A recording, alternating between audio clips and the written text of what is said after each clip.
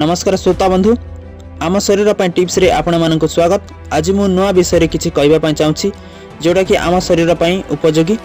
खाली पेट रे पानी पीले कोन मिलिबो लाभ और सकाळ दांत घसीबा पूर्वरु पानी पीबा उचित ना नहीं से विषय आज वीडियो माध्यम रे जणाउछि। वीडियोटी आपण मानक भलो लागे ताहेले बहु मात्रा शेयर करंतु और सब्सक्राइब करी पाखरे थिबा बेल आइकन को दबाई दियंतु जा फल रे प्रत्येक वीडियो नोटिफिकेशन आपण मानक पाखकु पहुंचीबो। खाली पेट रे पानी पीले कोन मिलिबो लाभ। पानी बिना जीवन कल्पना करिबा कष्टकर, किंतु जल केवल शरीर रे हाइड्रेशन बजाय रखे नहीं बरम शरीर को अनेक लाभ मध्य देई थाए। आपण सकाळ उठिबा परे प्रथमे पीबा किंबा किछि खाइबा परे पानी पीबा आपणक शरीर उपरे मध्य प्रभाव पकाय थाए। वास्तव रे जल एक नुहे बरम आपणक अनेक समस्या दूर करे। विशेष करी जदि आपण ओजन ह्रास करने को चाहछंती तेबे किपरि सटीक भाव में पानी पीबे जानंतु। सकाळे खाली पेट रे पानी पीबा पेट पई सर्वोत्तम। एहा द्वारा हजम प्रक्रिया जनित समस्या दूर होई थाए। एथि सह कोष्ठकाठिन्य पेट फुलिबा भली समस्या मध्य कम देखा दिए। एहारा विपरीत रे जदि आपण सकाळे उठंती एवं खाली पेट रे चा पियंती तेबे पेटरे गैस सृष्टि हेबाकू लागे। प्रतिदिन सकाळे खाली पेटरे गरम किंबा उषुम पानी पीबा ओजन ह्रास करिबारे सहायता करिथाए। साधा पानी बदल रे किछि मेथी पत्र मध्य खाली पेटरे खाई परिबे। एहा पेट को ठंडा देई थाए। सकाळे खाली पेटरे पानी पीबा व्यतीत जदि आपण दिन रे 20 रु 25 मिनिट खाइबा परे मध्य हालका उषुम पानी खांती तेबे ओजन ह्रास होई थाए।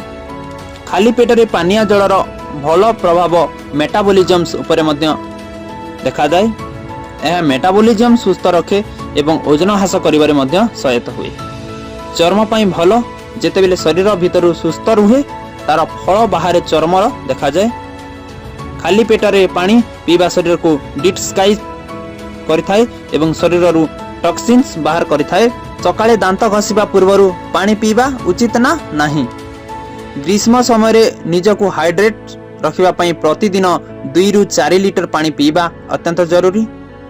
कारण शरीर रे जलर अभाव डिहाइड्रेशन समस्या सृष्टि करिथाए, जहा शरीर रे आहुरी अनेक समस्या सृष्टि करिथाए। आपण घरर बड़ मानकठु सुनिथिबे जे सकाळे उठिबा परे दांत घसीबा पूर्वरु पानी पीबा उचित, किंतु एहा करबा ठीक कि नुहे आसंतु जानिबा। स्वास्थ्य विशेषज्ञ अनुसार समस्ते सकाळे दांत घसीबा पूर्वरु प्रचुर पानी पीबा उचित। यह शरीर विषाक्त पदार्थ बाहर करिबारे सहायता करिथाए।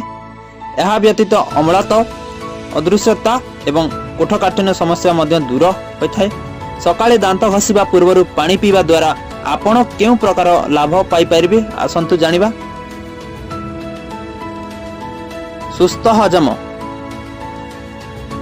जदि आपण प्रतिदिन सकाळे उठिबा मात्रे पानी पीबार अभ्यास करंती तेबे हजम संबंधी समस्या आपणकर हेबो नाही। एहा करिबा द्वारा आपणकर हजम प्रक्रिया मजबूत हेबो एवं पाटी रे जीवाणु जमा होई परिबे नाही। 2 नंबर रे हेला रोग प्रतिरोधक शक्ति बढ़ाई थाए। सकाळे पानी पीबा मध्य आपणकर रोग प्रतिरोधक शक्ति बढ़ाई थाए। जेउ मानकर प्रायतः ठंडा काश समस्या थाए से माने प्रतिदिन सकाळे ब्रश करिबा पूर्वरु गरम पानी पीबा उचित। नंबर 3 सकाळे दांत घसीबा पूर्वरु पानी पीबा द्वारा आपणक केश मजबूत हेबा सह उज्जवल होई थाए। नंबर 4 उच्च रक्तचापर मुक्ति। उच्च रक्तचापर रोगी माने प्रतिदिन एहा करिबा उचित एवं सकाळ उठिबा मात्रे ब्रश न करी साधारण किंबा उषुम पानी पीबा उचित। यह रक्तचाप स्तर को नियंत्रण रखिबारे सहायता करिथाए। नंबर 5 डायबिटीज केवल उच्च रक्तचाप नुहे मधुमेह रोगी मानक मध्य प्रतिदिन सकाळे ब्रश न करी पानी पीबा उचित।